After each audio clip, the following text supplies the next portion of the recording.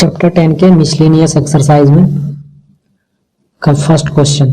ठीक है, first question में दिया हुआ है find the values of k for which the line k minus 3 into x minus 4 minus के square whole into Y plus के square minus 7k plus 6 equals to 0।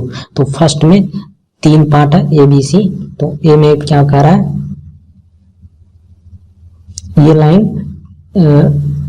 Parallel to X axis है। ठीक है, ये जो गिवन लाइन है ये अगर एक्स एक्सिस के पैरेलल हुआ तो के का क्या क्या वैल्यू होगा। ठीक है, तो मेरे पास जो लाइन गिवन है K minus 3 into x minus 4 minus के स्क्वायर इंटू वाई प्लस के square minus 7k plus 6 equals to 0। ये मेरे पास लाइन गिवन है और ये फर्स्ट पार्ट में बोल रहा है कि ये पैरेलल टू एक्स एक्सिस है। अगर कोई लाइन एक्स एक्सिस के पैरेलल है, एक्स और वाई, ठीक है, ये एक्स एक्सिस वाई एक्सिस, अगर कोई लाइन एक्स एक्सिस के पैरेलल है तो जैसे कि ये लाइन ले लेते हैं, तो ये लाइन एक्स एक्सिस के पैरेलल है तो इसका स्लोप क्या होगा, tan 0 इक्वल्स टू tan 0 का वैल्यू 0। तो इसका स्लोप 0 के बराबर होगा। तो इसका भी स्लोप 0 होना चाहिए क्योंकि ये एक्स एक्सिस के पैरेलल है ये लाइन। और इसका यहां से स्लोप क्या आएगा, स्लोप ऑफ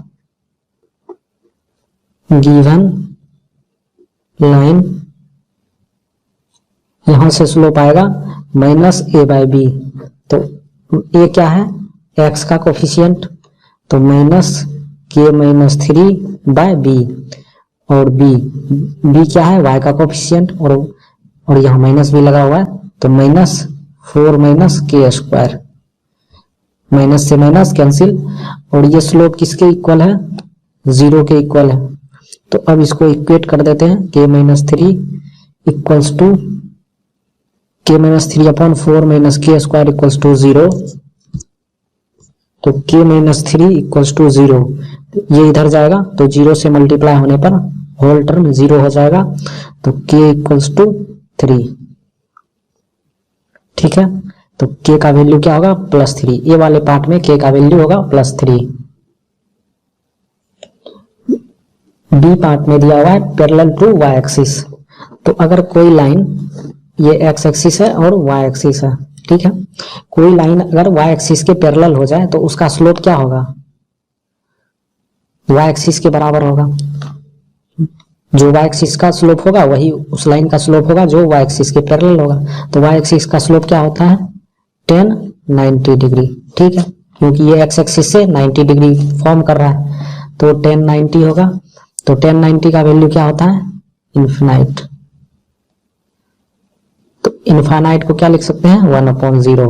तो ये वाला यूज करेंगे हम क्वेश्चन में। ठीक है, तो मेरे पास जो लाइन दिया हुआ है K minus 3 into x minus 4 minus के स्क्वायर इंटू वाई प्लस के square minus 7k plus 6 equals to 0, ये क्वेश्चन दिया हुआ है।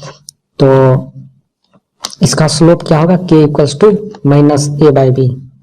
तो ए क्या होगा, x का कोफिशिएंट, तो माइनस के माइनस 3 अपॉन बी क्या होगा, y का कोफिशिएंट, तो माइनस 4 माइनस के स्क्वायर, और ये m किसके इक्वल है, माइनस के माइनस 3 अपॉन माइनस 4 माइनस के स्क्वायर, ये किसके इक्वल है, 1/0 के इक्वल, क्योंकि ये जो लाइन है वो पैरेलल टू वाई एक्सिस है तो स्लोप इक्वल होगा, स्लोप वाई एक्सिस का जो स्लोप होगा उसके इक्वल होगा।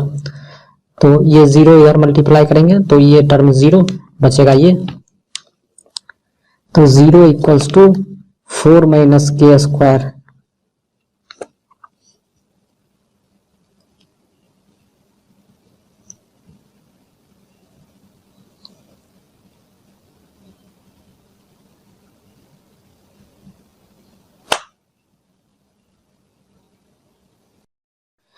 वन के सी पार्ट में क्वेश्चन है पासिंग थ्रू द ओरिजिन, मतलब ये जो लाइन दिया हुआ है ये ओरिजिन से पास कर रहा है। ठीक है, तो ओरिजिन से पास कर रहा होगा तो 0,0 इस लाइन को सेटिस्फाई करेगा, तो 0,0 हम इसमें पुट कर देंगे। ठीक है, तो k minus 3 into x minus 4 minus के स्क्वायर इंटू वाई प्लस के square minus 7k plus 6 equals to 0। इसमें 0,0 पुट कर देंगे, तो जब 0 तो ये टर्म 0 हो जाएगा, ये टर्म 0 हो जाएगा और केवल ये बचेगा, K square minus 7k plus 6 equals to 0। ठीक है, तो के स्क्वायर, अब इसका 2 रूट्स आएगा, क्वाड्रेटिक है, minus 6k minus k plus 6 equals to 0। तो k into K minus 6 minus 1 k minus 6 equals to 0। तो k minus 1 into K minus 6 equals to 0। तो k equals to plus 1 k equals to plus 6। तो इस condition में k का 2 value, k plus 1 भी हो सकता है और k प्लस 6 भी हो सकता है। ठीक है, तो तीनों पार्ट में k का वैल्यू आ गया। चलिए अब नेक्स्ट क्वेश्चन देखते हैं। सेकेंड नंबर क्वेश्चन में दिया हुआ है find the value of theta and p if the equation x cos theta plus y sin theta equals to p is the normal form of the line. तो एक line दिया हुआ है जिसका की इक्वेशन है √3x plus Y plus 2 equals to 0 और इसी का नॉर्मल फॉर्म भी दिया हुआ है x cos theta plus y sin theta equals to p। इसको क्या बोलते हैं? Normal form. और नॉर्मल फॉर्म का जो टर्म है वो हमें पता होना चाहिए किसका मतलब क्या होता है। ये cos थीटा का मतलब क्या है और यहाँ p का मतलब क्या है।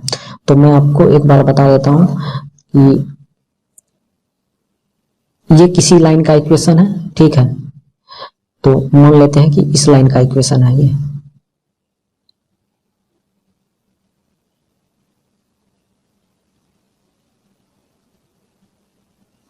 ठीक है, ये इस लाइन का सपोज इक्वेशन है। तो इसमें जो थीटा होगा वो थीटा एक्स एक्सिस से इस लाइन का एंगल ये होगा, थीटा का मान ये हुआ। ठीक है, और पी जो होगा ओरिजिन से उस लाइन की दूरी, मतलब पी की ये डिस्टेंस जो है वो पी होगा और ये थीटा जो है ये वाला थीटा होगा कि वो लाइन एक्स एक्सिस से कितना एंगल फॉर्म कर रही है और p ये होगा perpendicular distance of that line from origin. ठीक है, समझ में आ गया। तो इसका ये फॉर्म होता है। तो जब ये फॉर्म है तो हम इसको किसी तरह मैनिपुलेट करके इसमें चेंज करेंगे। तो √3x plus Y plus 2 equals to 0। p क्या है? p एक्चुअली डिस्टेंस है, तो p कभी निगेटिव नहीं होगा क्योंकि डिस्टेंस निगेटिव नहीं होता है, तो p निगेटिव कभी नहीं होगा। तो यहाँ केवल क्या है? x और y का टर्म है। इसमें देखिए केवल x cos थीटा और y sin थीटा, केवल x और y का टर्म है। तो यहाँ x और y टर्म को छोड़ के जो भी है उसको RHS के साइड ले जाएंगे। तो √3x plus Y equals to -2। तो अब ये तो चूंकि डिस्टेंस है तो ये तो पॉजिटिव होना चाहिए, लेकिन यहाँ निगेटिव है तो इसको पॉजिटिव बनाएंगे। तो पॉजिटिव बनाने के लिए क्या करेंगे? दोनों साइड -1 से मल्टीप्लाई कर देंगे। तो जब दोनों साइड -1 से मल्टीप्लाई करेंगे तो इधर आएगा √3x minus y equals to +2। आ गया? यहां तक आपको समझ में आ गया। तो अब मेन दिमाग लगाने का काम यहीं पर है कि अब इसमें हम क्या बदलाव कर सकते हैं कि x का जो कोफिशिएंट है वो cos थीटा का कोई ना कोई वैल्यू हो और y का जो कोफिशिएंट हो सेम थीटा के लिए sin थीटा का वो वैल्यू हो। तो ये तो आपको प्रैक्टिस से आएगा, एकदम से नहीं आएगा। तो देखिए हम इसको दोनों साइड 2 से डिवाइड कर देते हैं। Divide both side by 2। और इसका कोई ट्रिक नहीं है कि आपको पता चल जाए इससे क्या। आपको ये विजुअलाइज होना चाहिए कि यहाँ क्या है, √3/2 cos थीटा का भी वैल्यू होता है और यहाँ अगर 2 रहे तो 1/2 भी cos sin थीटा का वैल्यू होता है। तो इससे पता आपको लगने लगेगा। बस 2-3 वैल्यू आएगा, या तो 120, 60, 90, 45, तो आपको दिख जाएगा यहाँ पर। तो डिवाइड बोथ साइड बाय 2, तो मेरे पास आएगा √3x/2 minus y/2 equals to 1। ठीक है, तो अब देखिए ये जो x का कोफिशिएंट है ये cos का किसी न किसी थीटा पर ये वैल्यू आता है। उसी तरह यहाँ जो 1/2 है -1/2 बोलेंगे क्योंकि इसमें दोनों जगह पॉजिटिव है, तो माइनस इस नंबर के साथ अटैच हो जाएगा। तो ये 1/2 -1/2 है, वो साइन के किसी न किसी एंगल के का वैल्यू होता है। तो अब ये प्रिडिक्ट करना है कि ये कौन सा एंगल होगा। तो cos थीटा यहाँ पर क्या आ रहा है, इसको कंपेयर ही कर लेते हैं। cos थीटा -√3/2 होना चाहिए और sin थीटा इस और इस इक्वेशन को हम कंपेयर कर लेते हैं। तो कंपेयर करेंगे तो इसको मान लेते हैं फर्स्ट, इसको second, by comparing first and second equation. तो x का क्या कोफिशिएंट है, यहाँ cos थीटा है, यहाँ -√3/2 है। तो cos थीटा इक्वल्स टू -√3/2 और sin theta equals to -1/2। cos और sin दोनों निगेटिव, तो इसका जो थीटा एंगल होगा, अब इस साइन से प्रिडिक्ट करना है कि ये थीटा किस क्वाड्रेंट में है। देखिए फर्स्ट क्वाड्रेंट में तो हर कोई पॉजिटिव, तो फर्स्ट में तो नहीं होगा, फर्स्ट में नहीं होगा। सेकेंड में cos निगेटिव होता है बट साइन पॉजिटिव होता है, तो ये भी नहीं होगा। थर्ड की बात करते हैं, थर्ड में cos भी पॉजिटिव निगेटिव होता है और साइन भी निगेटिव होता है, तो ये सेटिस्फाई कर गया। हम फोर्थ भी एक बार चेक कर लेते हैं। फोर्थ में cos पॉजिटिव होता है, साइन निगेटिव होता है, तो मेरा कौन सा आ गया, थर्ड क्वाड्रेंट आ गया। ठीक है, तो ये थर्ड क्वाड्रेंट में लाई करेगा। तो अब ये देखना है कि थर्ड क्वाड्रेंट में किस वैल्यू के लिए cos थीटा का वैल्यू -√3/2 होगा। तो थीटा इक्वल्स टू 120 के लिए होगा। ठीक है, तो cos 120 क्या होता है, -√3/2 और sin 120 क्या होता है, -1/2। तो अब ये पता कैसे लगा एकदम से, देखिए अब इसको आगे जब ले जाएंगे तो cos, इसको भूल जाइए, -√3/2 इसका होता है, इसको आप भूल जाइए। cos 120 अगर हम कैसे पता लगाए तो cos 120 को क्या लिख सकते हैं, cos 180 - 60। ठीक है, और cos 60 का आपको वैल्यू पता है कि +√3/2 होता है। ये फर्स्ट क्वाड्रेंट का तो हर किसी को याद रहता है। तो cos 60 का वैल्यू आपको पता है। तो जब थर्ड क्वाड्रेंट आया तो सबसे पहले मेरे दिमाग में ये वाला आया, हम 180 में कितना माइनस करें कि 120 भी हो जाए और ये जो माइनस हम जिस कर रहे हैं उसका वैल्यू इतना हो। तो हम रिवर्स जा रहे हैं। ठीक है, तो अगर ये हम पहले सोच लिए तो इससे ये जाना है। ठीक है, तो इसको क्या लिख सकते हैं, cos π - 60। ठीक है, तो cos π- और cos π - 60 का क्या होगा, cos -cos 60 डिग्री -√3/2 वैल्यू आ गया। खैर ये तो समझाने के लिए था, इसको लिखना नहीं है उसमें, ये आपको।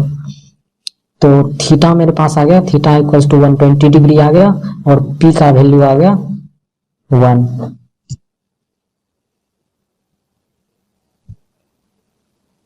अच्छा, यहाँ सॉरी एक गलती हो गया कि ये 60 नहीं होगा, +30 होगा। ठीक है, थर्ड क्वाड्रेंट में है ना, तो 180 - 60 करेंगे तो क्या होगा, सेकंड क्वाड्रेंट में आ जाएगा। तो सॉरी पाई +30, यहाँ पाई +30 होगा। तो थीटा का वैल्यू आएगा 210। तो 210 क्या होता है, 7π/6। ठीक है, तो पी का वैल्यू 1 हो जाएगा और थीटा का वैल्यू 7π/6 7π/6 7π/6। ठीक है, यहाँ मिस्टेक हो गया था 1।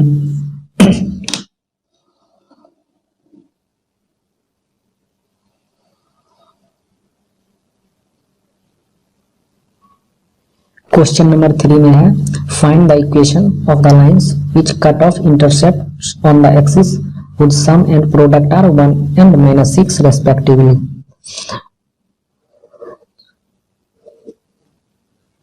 which cut of intercept of sum and product are 1 and -6। तो सम क्या है, सम है +1 और प्रोडक्ट है -6।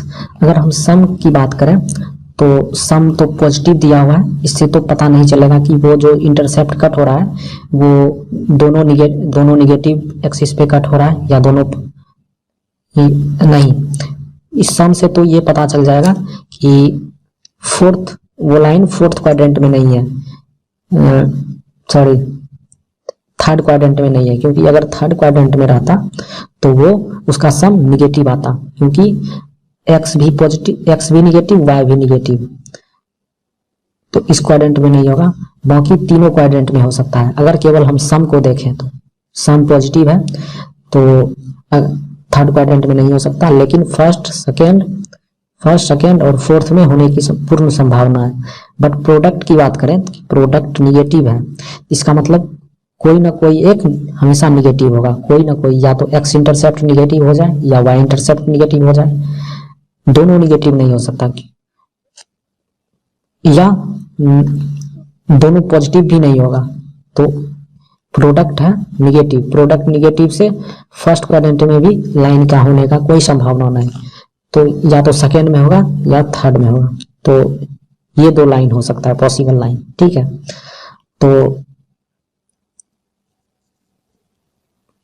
तो हम एक ही लाइन मान के चलते हैं, और लेट इंटरसेप्ट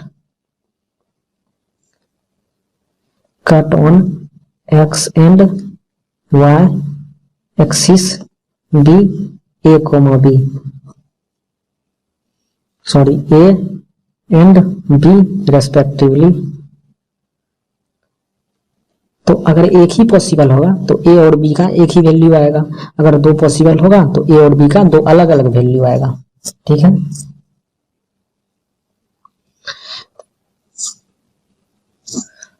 तो सम दिया हुआ है a प्लस बी, तो सम ऑफ इंटरसेप्ट ये क्या होगा, एक सम ऑफ इंटरसेप्ट एज्यूम किया है a और b, तो सम ऑफ इंटरसेप्ट +1 है, तो प्रोडक्ट ऑफ इंटरसेप्ट -6 है, ठीक है। तो आपने बहुत सारा क्वेश्चन ऐसा सॉल्व किया होगा, जब भी a प्लस बी दिखे और a इंटू बी दिखे तो, और a और b का वैल्यू हमको निकालना हो तो तुरंत a माइनस बी हम निकालते हैं, ठीक है, क्योंकि a माइनस बी निकाल लेंगे और a माइनस बी का वैल्यू आ गया तो इस दोनों को ऐड कर देंगे तो b कैंसिल हो जाएगा, 2a बचेगा और a का वैल्यू आ जाएगा, और a का वैल्यू किसी भी एक इक्वेशन में पुट कर देंगे तो b आ जाएगा। तो जब भी a प्लस बी गिवन हो और a और b गिवन हो, a प्लस बी गिवन हो और a b गिवन हो और a और b का वैल्यू निकालना हो तो तुरंत हम a माइनस बी फाइंड करते हैं। तो a माइनस बी क्या होता है, a प्लस बी का होल स्क्वायर माइनस 4ab, ये आइडेंटिटी आपको याद रहना चाहिए का रूट।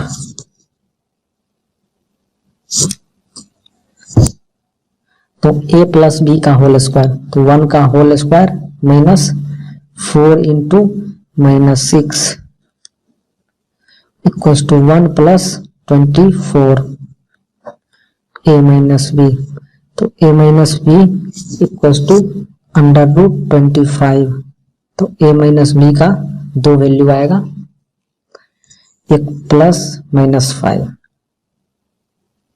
ठीक है। तो a माइनस बी का दो वैल्यू आएगा, या तो प्लस भी हो सकता है या माइनस हो सकता है, ठीक है। हम दोनों को एक एक करके सॉल्व करेंगे। तो a प्लस बी है मेरे पास +1, तो एक बार पुट करते हैं a plus a minus b equals to +5, तो b से b cancel, 2a equals to 6, तो a इक्वल्स टू 3। तो जब एक वैल्यू आ गया a इक्वल्स टू 3, तो b क्या होगा, a plus b equals to 1, 3 plus b equals to 1, तो b इक्वल्स टू -2। तो इस कंडीशन में आ गया a इक्वल्स टू 3 और b इक्वल्स टू -2, ठीक है। अब एक और है ए माइनस बी को -5 पुट करते हैं तो a plus b equals to 1 है और a minus b equals to -5, तो बी से b cancel, 2a equals to -4, a equals to -2, a equals to -2 आया तो -2 प्लस बी इक्वल्स टू +1, तो b इक्वल्स टू +1 +2, तो b इक्वल्स टू 3। तो इस कंडीशन में a equals to -2, b equals to 3। तो अब क्या करना है, लाइन का इक्वेशन बताना है। तो इंटरसेप्ट फॉर्म क्या होता है, x by a plus y by b equals to 1, तो x by 3 plus y by -2 equals to 1, तो x by 3 minus y by 2 equals to 1। एक लाइन का इक्वेशन ये हो गया और एक इससे होगा, x by -2 plus y by 3 equals to 1। तो ये दो लाइन जो था उसका इक्वेशन ये और ये होगा, ठीक है। तो ये मेरा आंसर होगा।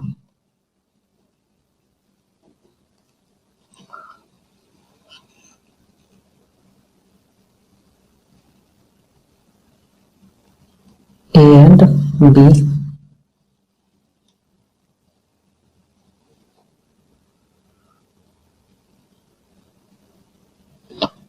क्वेश्चन नंबर 4 में दिया हुआ what are the points on the y axis whose distance from the line x by 3 plus y by 4 equals to 1 is 4 units।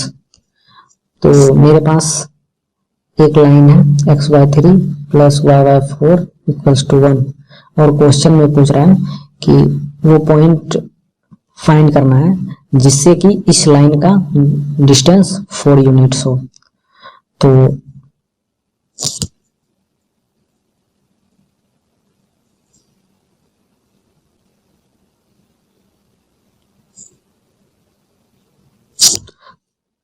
चलिए पहले हम इस लाइन को ax plus b y plus c equals to 0 के form में convert करते हैं।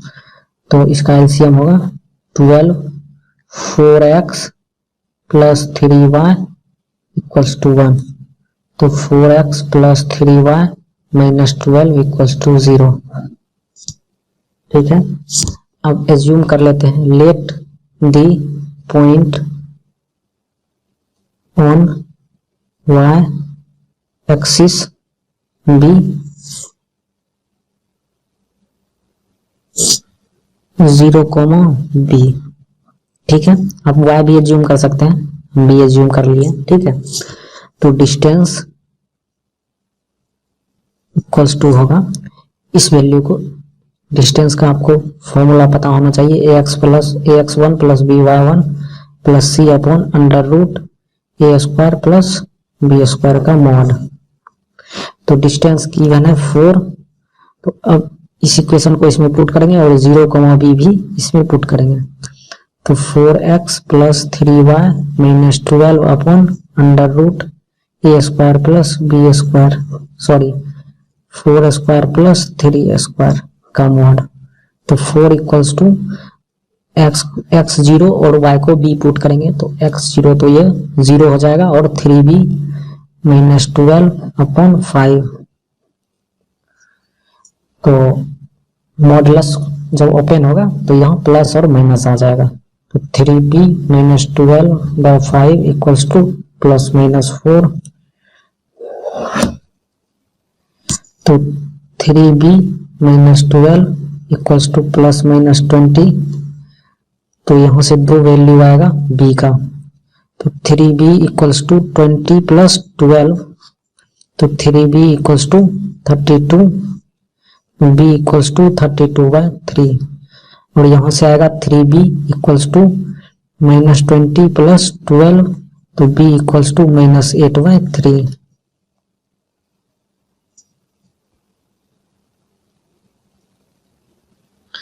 तो मेरे पास ये जो y एक्सिस पे पॉइंट था वो दो पॉइंट होगा, या तो 0,32/3 हो सकता है एंड 0, -8/3 होगा।